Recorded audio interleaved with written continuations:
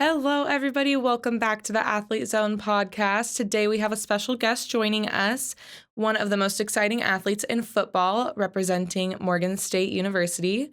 He's already made a name for himself on and off the field, and today we're diving deep into his journey, his brand, and the impact he's making beyond the game.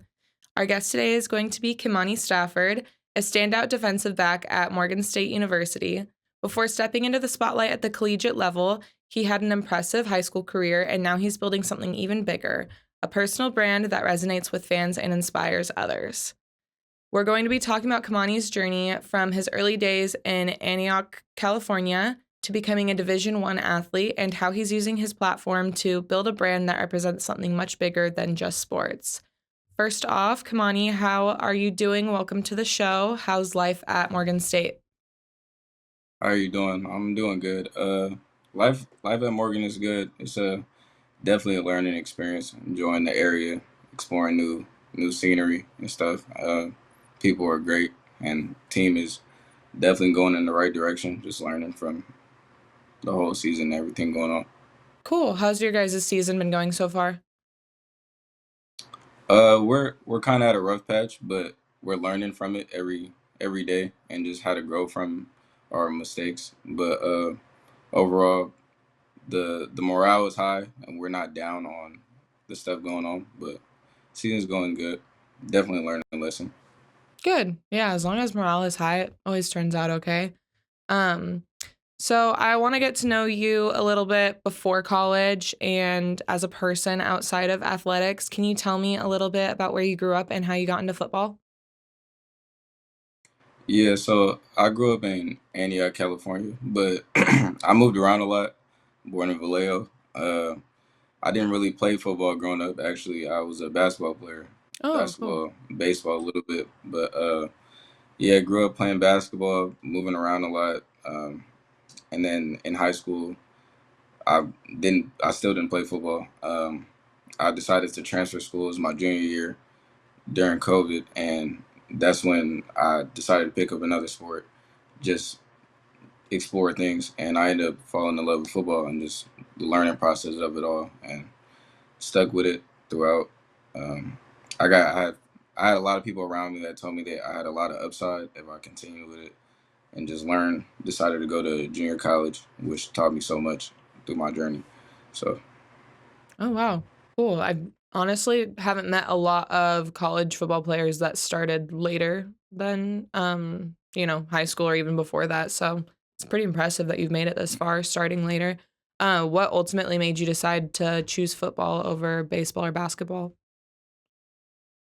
um, I broke my foot actually, so I didn't get a senior season of basketball. But Mm. I would say I didn't know how to market myself or expose my skills in basketball. I kind of was just playing without anybody who really knew how to help me in that aspect growing up. So once I started football, it was kind of easier, I guess. Twitter is much bigger for football athletes, I would say. So that helped me going on because I had people around me that would tell me just post what I'm doing every week, and I mean I was making plays, so it it helped get my name out there. Cool. Yeah, that makes sense. Football is definitely a lot more of a trend on Twitter. Um, Growing up, who would you say were your biggest influences both in and outside of sports? In and outside of sports, in sports I'll say Derrick Rose. My whole life I kind of he was, I wouldn't say a role model, but he definitely inspired me. Uh, just his journey and all the ups and downs he went through, but he kept persevering through it all. So I'll say he was big in my life to know that you can always keep going no matter what's going on. And then off the field, I would have to say my parents. They sacrificed a lot for me to be where I am today. Uh, they long hours, long shifts, picking up extra shifts. Like they did everything, traveling far. Yeah, yeah. That honestly, it seems like a trend with a lot of athletes having a supportive family definitely is really important in being successful. I feel like having that support and having that backbone growing up definitely seems to help a lot. What would you say your proudest moment in high school athletics was? Proudest moment. Uh, that's a great question. Proudest moment in athletics, I would say, outside of really just learning the game, like really just going every week and just developing at a fast pace. Like one moment that was kind of big for at least my school. It was like a game winner I hit, like a full court basketball, like my sophomore year against our rival. It kind of it was it was it was a good time, I guess. Yeah, no, that makes sense. The rival Crap, school games always go extra hard for sure. yeah. What kind of challenges did you face in high school and how do you feel like they shaped you as an athlete?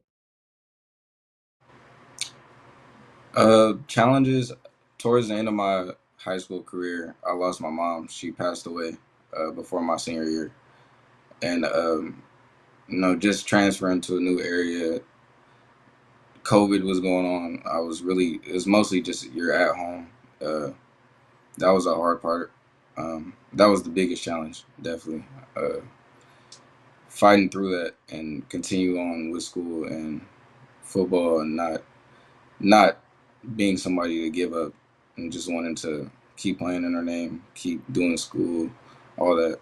So Oh yeah, I'm sorry to hear that. I can't imagine the kind of challenges and struggles that came with that. But props to you for, staying true to yourself and pursuing your sport still. I know that can be really hard. Um, and to keep going, I think is a lot. So good for you. Um, Beyond sports, what else were you passionate about as a kid? as a kid, I really just wanted to help my community. I think that was big, and I continue that today. But definitely just not playing for myself or not doing what I'm doing for myself, knowing it's always a bigger picture. And I kind of just try to keep that going today, being in organizations or clubs and stuff like that. Like I'm in NAACP and SAAC, Student Athlete Advisory Committee, and just finding ways to reach out and help people looking that might be looking up to me or people like me. Yeah, for sure. That's cool. I haven't met many athletes that have time to even do the extra stuff like that. So that's pretty impressive. Um, yeah, what made you get into all of that? Uh, Really, I always wanted to figure out some way I can help as I grow older, but I'll say like being from California, I didn't want to travel to a whole different area, be on my own and play football here and not have other things going on and like just be labeled as just a football player, if that makes sense. I kind of wanted to extend myself and see what I can do if I put myself in positions like that. Just Yeah, no, that's awesome. Yeah, I had no idea. It's cool. The more you know. High school is obviously a huge part in shaping who you are, but stepping into college athletics, it's a whole new level. So I want to talk a little bit about that transition. What was it like going from high school to being a college athlete? I feel like my transition specifically was a blessing just because as I was learning football, I got to go to a junior college, but not just a junior college, but the top junior college in America in San Mateo. So just being around great players and great staff that took their time to make sure I understood the game, all the ins and outs of it, and also understood school because I don't think I was the greatest student in leaving high school. So that definitely was a learning lesson, a stepping stone just to enter myself into the college world as it was very easy to transition to Morgan State because I've already been there. I already learned how to mature through it all. So Yeah. How would you say the jump from JUCO to D1 with Morgan State challenged you? I'll say maybe just the I wouldn't say scenery, but the environment of it is very different. It's more of like what you would think of a college to be. It's very more amped up. A lot more people at the games. I would say it's a bigger support that show up just because there's more people on campus, and also it being an HBCU, it's very turned up. They love Morgan State, so it's very fun. I enjoy it a lot. The band is amazing. The environment is amazing. Like it's lovely. It's yeah. If you were to describe game day in one word, what word would you use? Mm.